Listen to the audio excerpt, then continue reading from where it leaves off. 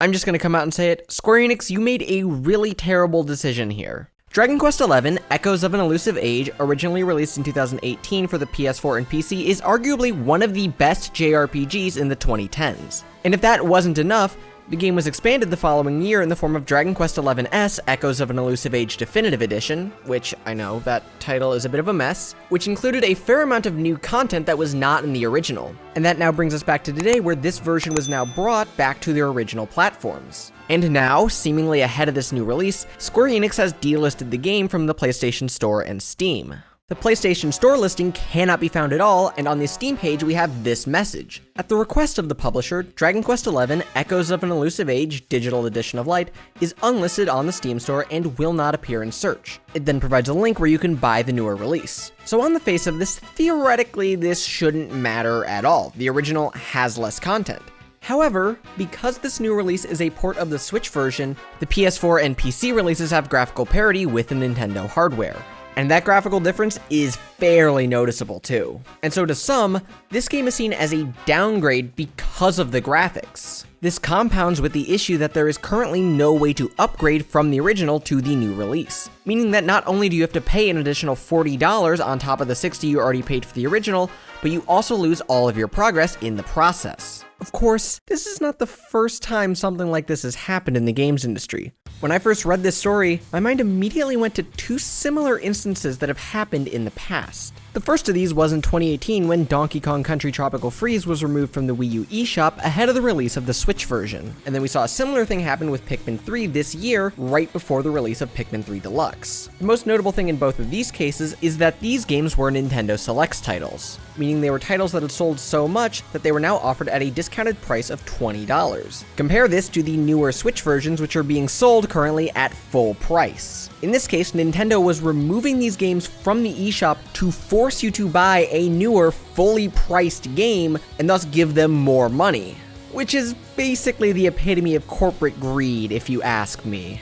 Thankfully, Pikmin 3 was reinstated to the eShop after the story broke, but this still represents companies trying to do everything that they think they can get away with, and only backing off after they get caught and people criticize them for the decision. Thankfully, with Dragon Quest, this doesn't seem to be the case, as the new release is being sold at a discounted price of $40, as opposed to the $60 that the original was sold for. So presumably this is just to make sure that people don't spend more money for a game that is technically inferior to the newer release. However, I do still take issue with Square Enix making the decision that they did. I would have preferred them to keep the original on the stores, but reduce its price, so that gamers still have access to it if they so choose, for reasons that I'm about to outline. Games age faster than pretty much any form of media, that's kind of just a fact of the matter. Many games that are released usually end up ceasing production after their respective console generations end. And so if that game is never re-released by its publisher for whatever reason, that's going to make the game harder to get and less accessible to more people. Of course, you could always just emulate them, but you know how some companies, especially Nintendo, are about that. Also, piracy is technically illegal too. Regardless, what this means is that for as much shit as Super Mario 3D All-Stars got for the low effort that was put into it, this game still is the only easy way to access Super Mario Sunshine, as the game was never re-released after its initial GameCube run, until now. Of course, getting that game is a ticking clock because Nintendo decided to make it a limited release because reasons, ones that are far more predatory than anything that's going to be discussed in this video. Moving back to Dragon Quest, because that's what this video is about, by removing this game from storefronts, Square Enix is making it harder to preserve the original game for historical purposes. It could become one of those games that might ultimately end up being lost because there is no easy way to get access to it now. And it's for that reason that I am completely against the idea of taking a game like this off of store shelves just because there's a supposedly better version of it out there. Take the example of Persona 5 Royal. Personally, I view Royal as the superior version of the game.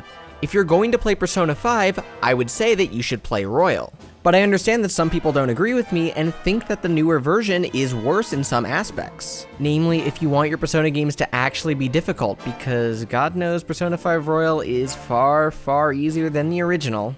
No, we're not talking about that. No way. This is a Dragon Quest video. I don't want to talk about this fight at all. Now, obviously, in the case of Dragon Quest XI, if the graphics don't faze you, this isn't really an issue. By all metrics, the new version is quote-unquote better. But what if there's a case where the newer release of the game makes it worse, and a company then takes away access to the superior original version. What do you do when you're now stuck with an inferior version of the title? And this isn't purely hypothetical either. We saw this literally happen with the Star Wars movies. Many fans don't like the 1997 special editions of the films.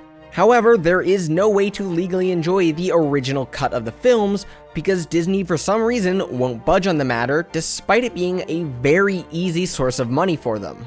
Ultimately, the point of this little ramble is that game preservation is important. Even if a new release of a game is a straight upgrade, the original still should be accessible for the sake of preserving the original game.